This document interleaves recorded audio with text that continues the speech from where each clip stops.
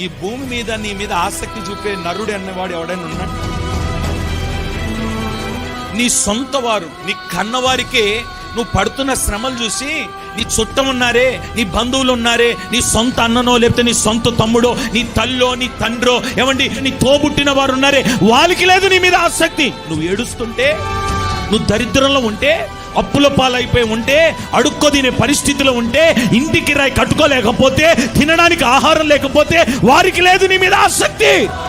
కానీ ఈయనెవరో తెలుసా? నిన్ను పూర్తిగా గుంటలో నుండి లేవనెత్తి మరలా ఉన్నత స్థానములో నిలబెట్టేంత వరకు ఆసక్తి చూపించగలిగిన దేవుడు మనం ఆరాధిస్తున్న దేవుడు. ఈరోజు ఒక యోధుని వలె దిగి వచ్చి నీ మీద ఆసక్తి చూపించే దేవునిగా ఉన్నాడు.